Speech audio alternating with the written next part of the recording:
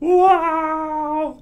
Alright, what's going on, guys? Trev back again, here to bring you another video. This one's going to be doing my video review, be my weekly review for the first episode of The Walking Dead Season 5.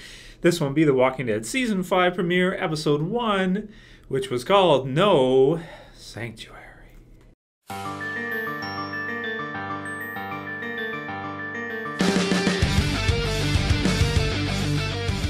Oh my goodness. So as always, my reviews do contain spoilers. If you have not seen the episode yet, you're probably going to want to watch it before watching my review because I'm going to spoil the hell out of it. And before we get to the review, I'm going to be doing the contest for 5 copies of The Walking Dead Season 4. So if you want to win a copy of The Walking Dead Season 4, really simple. All you have to do, giving away 5, is write in the comments below what your favorite zombie kill of the premiere was. And you have to be subscribed. And I will check. You have to be subscribed.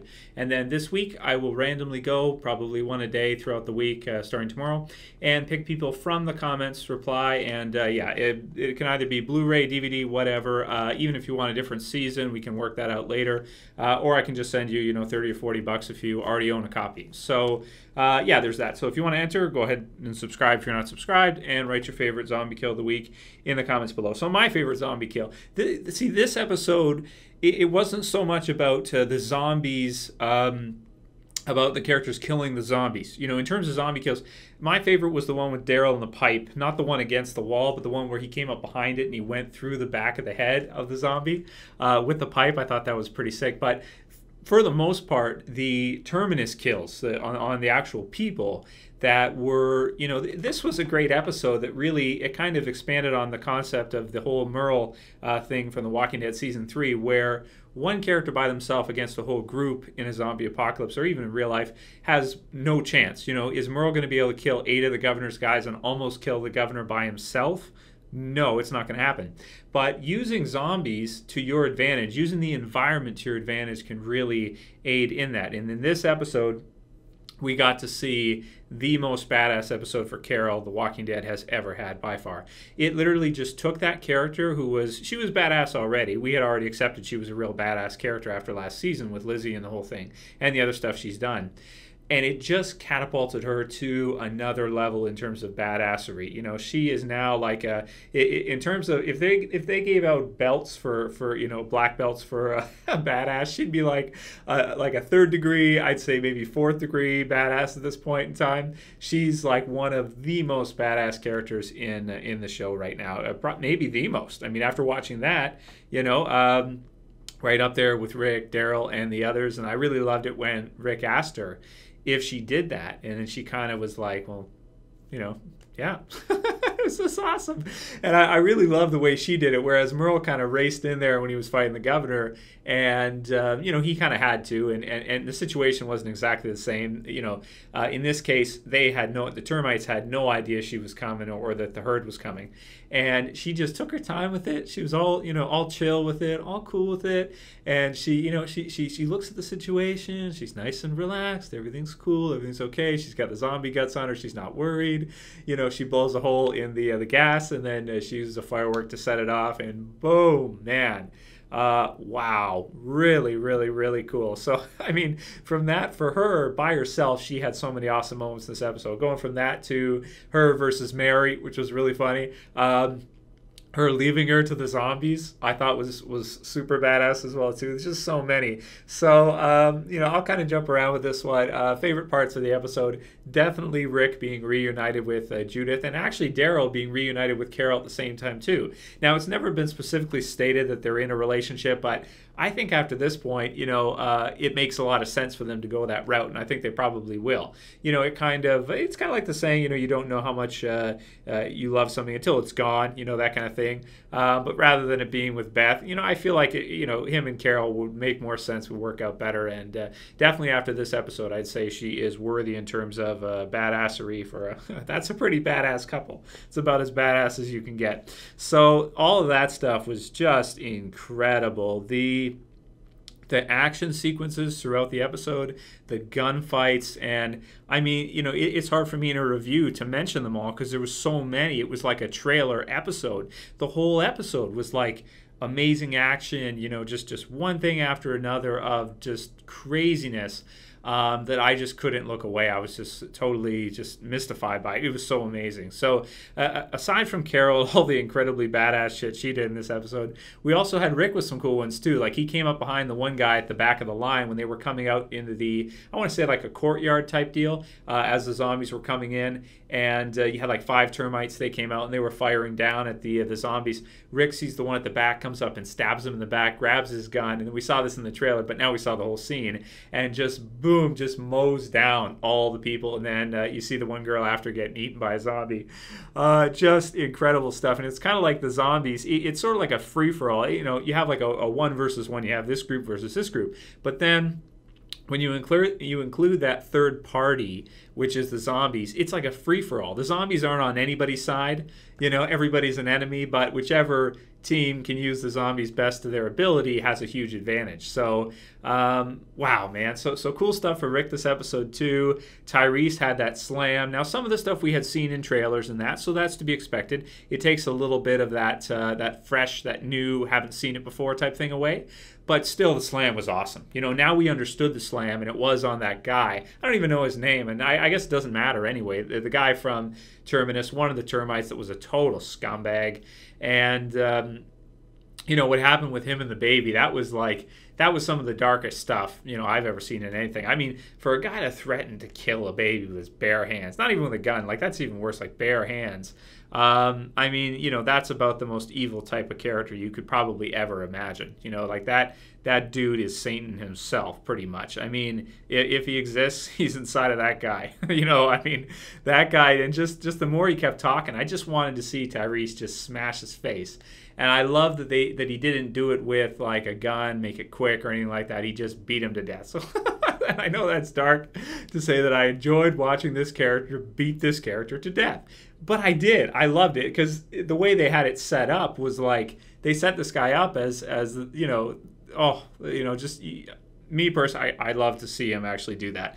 So, wow, it also brings up some cool, you know, we got a picture of Terminus, the Termites' philosophy on how things work, and kind of that, you know, they see it as you're either the killer or what do they say? You're the butcher or you're the cattle, or you're the killer or you're you know, the one who's being killed. You're the victim, one or the other in a zombie apocalypse.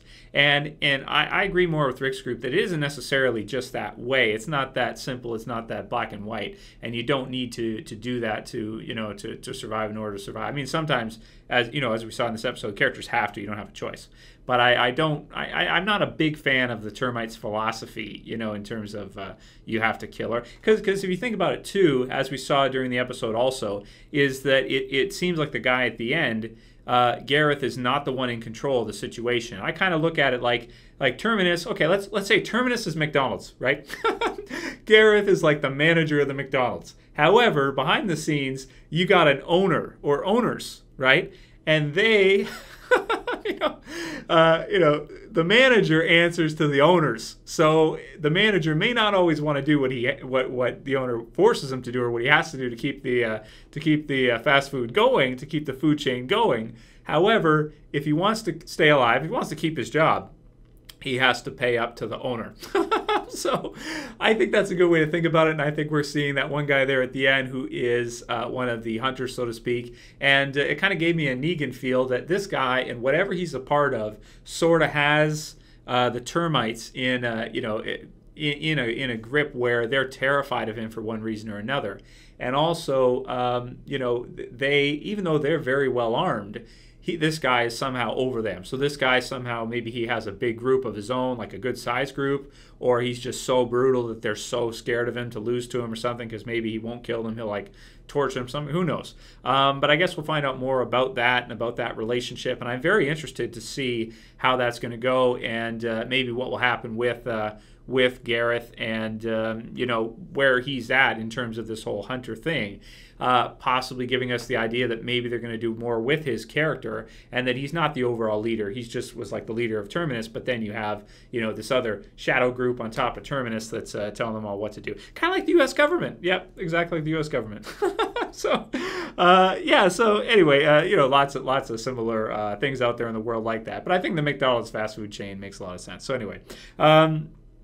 yeah, so so there's that. So that was a really cool revelation that we hadn't known previous in the trailers or anything like that. That we finally got to. It finally clicked. It's like, okay, that kind of makes sense. I understand now that the termites are not the hunters by themselves. Maybe a part of them are, or maybe a group above them are.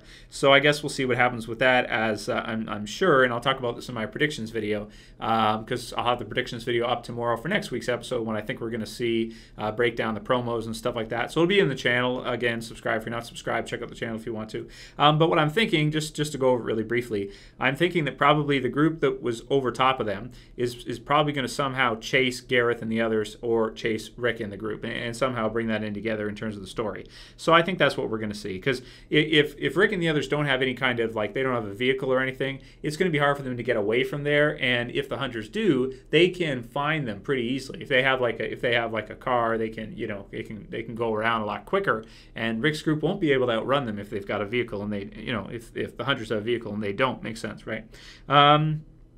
Yeah, so, I mean, in terms of, the intro and everything, we kind of knew what we were going to get. We knew what we were going to see.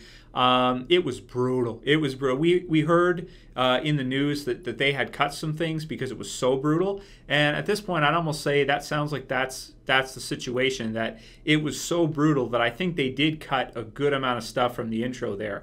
That was just one of the scariest, most terrifying intros I can remember seeing in any TV series ever. I mean, especially the guy on the table. You've got Rick, and then in this that we didn't see in the trailer is after the guy with the bat is hitting them, the other guy is slicing them. And even I had to look away when he was doing that. After like a couple, I was like, oh. And the actor who plays Sam was there from last season. If you guys saw, he was the very first one to get it.